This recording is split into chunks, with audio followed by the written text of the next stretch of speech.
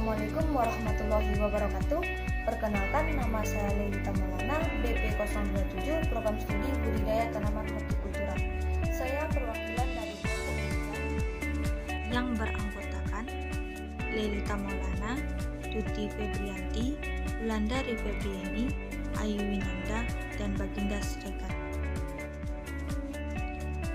Baiklah, saya akan mempresentasikan tentang morfologi bunga, buah, dan biji. Yang pertama adalah bunga. Bunga merupakan modifikasi dari ranting dan daun-daun yang berubah fungsi. Modifikasi ini disebabkan oleh dihasilkannya sejumlah enzim yang dirangsang oleh sejumlah fitohormon tertentu. Pembentukan bunga dengan ketat dikendalikan secara genetik dan pada banyak jenis induksi oleh perubahan lingkungan tertentu. Bunga merupakan organ perkembangbiakan generatif. bagian-bagian bunga: tangkai bunga, dasar bunga, kelopak,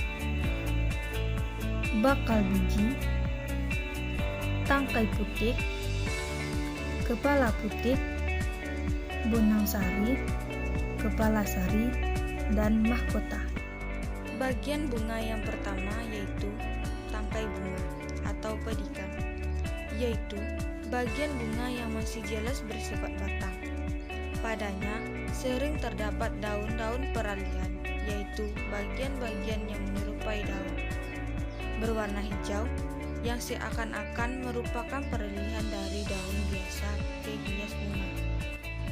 Selanjutnya, dasar bunga, yaitu ujung tangkai yang seringkali melebar dengan ruas-ruas yang amat pendek, sehingga daun-daun yang telah mengalami metamorfosis menjadi bagian-bagian bunga yang duduk amat rapat satu sama lain, bahkan duduk dalam satu lingkaran.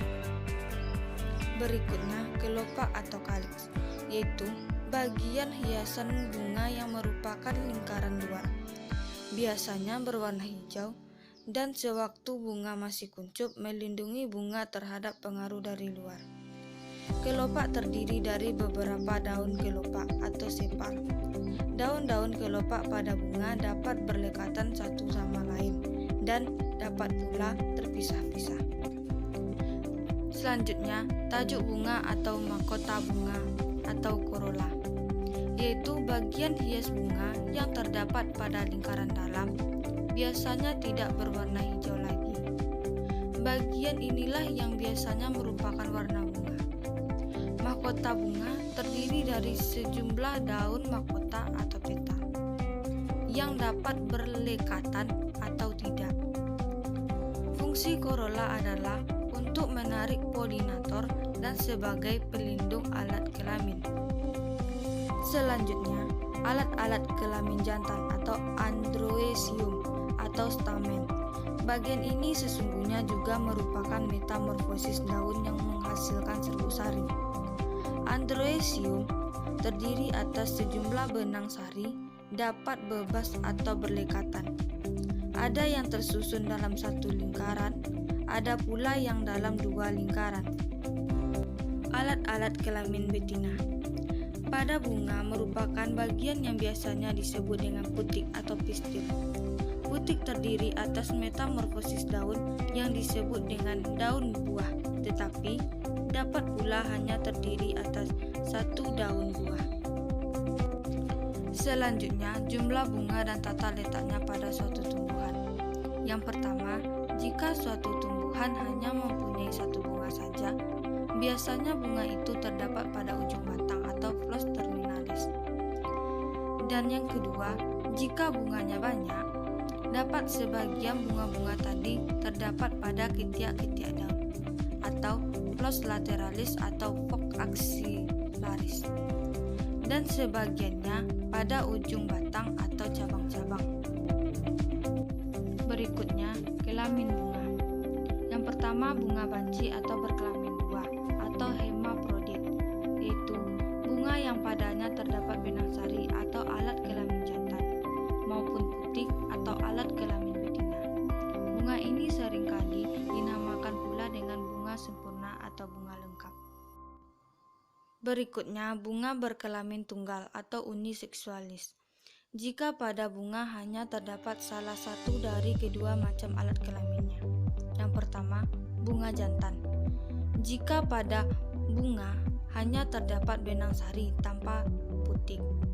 Yang kedua, bunga betina, yaitu bunga yang tidak mempunyai benang sari melainkan hanya putih saja. Yang ketiga, bunga mandul atau tidak berkelamin. Jika pada bunga tidak terdapat baik benang sari maupun putik. Yang keempat, berumah satu atau monoecious, yaitu tumbuhan yang mempunyai bunga jantan dan bunga betina pada satu individu atau satu batang tumbuhan. Yang kelima, berumah dua atau dioecious. Jika bunga jantan dan bunga betina terpisah tempatnya, artinya ada individu yang hanya mendukung bunga jantan saja dan ada individu yang hanya mendukung bunga betina saja. Yang keenam, poligami atau poligamus.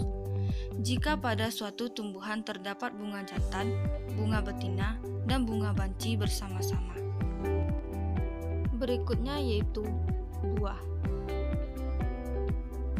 Jenis buah yang pertama adalah buah semu atau buah tertutup, yaitu jika buah itu terbentuk dari bakal buah beserta bagian-bagian lain pada bunga itu, yang malahan menjadi bagian utama buah.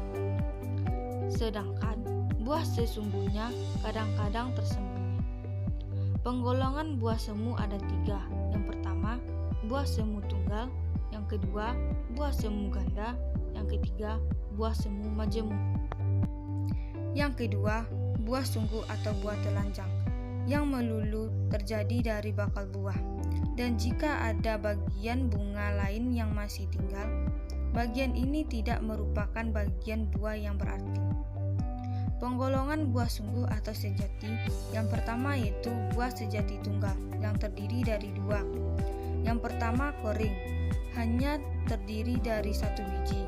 Yang kedua berdaging, lebih dari 1 biji, seperti buni, mentimun, jeruk, batu, delima, dan apel. Yang kedua buah sejati ganda yang terbagi menjadi 3. Yang pertama buah kurung ganda, contohnya mawar. Yang kedua buah bumbung ganda, contohnya cempaka. Yang ketiga buah buni ganda, contohnya serikaya. Yang ketiga buah sejati majemuk yang terbagi menjadi 3. Yang pertama buah buni majemuk, contohnya nanas. Yang kedua buah batu majemuk, contohnya pandan. Yang ketiga buah kurung majemuk, contohnya bunga matahari. Yang terakhir yaitu biji. Biji merupakan alat perkembangbiakan utama tumbuhan, karena biji mengandung calon tumbuhan baru atau lembaga. Bagian utama biji terbagi menjadi 3. Yang pertama, kulit biji atau spermodermis. Yang kedua, tali pusar atau funiculus. Yang ketiga, inti biji atau isi biji atau nucleus seminis. Yang pertama yaitu kulit biji atau spermoderma, berasal dari selaput bakal biji. Pada tanaman Angiospermae, kulit biji terbagi atas 2 lapisan. Yang pertama, lapisan kulit luar. Yang kedua, lapisan kulit dalam. Sedangkan pada tanaman Gymnospermae, kulit biji terdiri atas 3 lapisan. Yang pertama, kulit luar. Yang kedua, kulit tengah. Yang ketiga, kulit dalam. Yang kedua, tali pusar atau funiculus merupakan bagian yang menghubungkan biji dengan tembuling. Yang ketiga, inti biji atau nucleus seminis merupakan semua bagian biji yang terdapat di dalam kulit biji. Inti biji terdiri atas lembaga dan putik lembaga. Yang terakhir yaitu lembaga atau embryom, merupakan calon tumbuhan baru yang nantinya menjadi tumbuhan baru setelah biji memperoleh syarat-syarat yang ditentukan. Pada lembaga, dalam biji sudah ada ketiga bagian utama tumbuhan. Yang pertama, akar lembaga atau radikula. Yang kedua, daun lembaga atau kotyledon. Yang ketiga, batang lembaga atau kaukalis.